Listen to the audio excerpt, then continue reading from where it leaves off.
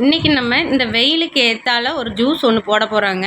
இது வந்து டே 2ல் வந்து போட்டுட்ருக்கோம். முதல்ல வந்து நான் மாதுளப்பழ ஜூஸ் எப்படி போடுறது அப்படிங்கிறத காட்டியிருப்பேன்.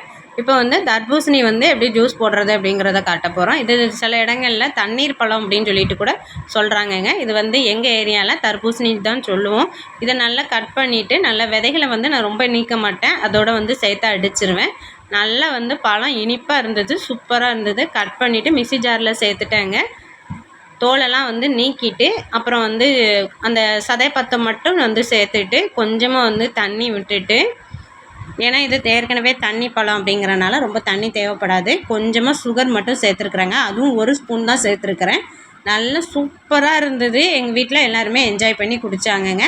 மிக்ஸி ஜாரில் சேர்த்துட்டு நல்லா வந்து அடிச்சுட்டு குழந்தைகளுக்கு வந்து கொடுத்துருந்தேன். கொஞ்சம் ஐஸ் க்யூப் மட்டும் இதில் வந்து சேர்த்துருந்தேங்க. சூப்பராக டேஸ்ட்டாக இருந்தது. இந்த வெயிலுக்கு குடிக்கும் போது இன்னும் கேட்குற மாதிரி இருந்தது. வீடியோ பிடிச்சிருந்தா லைக் பண்ணுங்கள், ஷேர் பண்ணுங்கள். நாளைக்கு வீடியோவில் பார்க்கலாம். பாய்.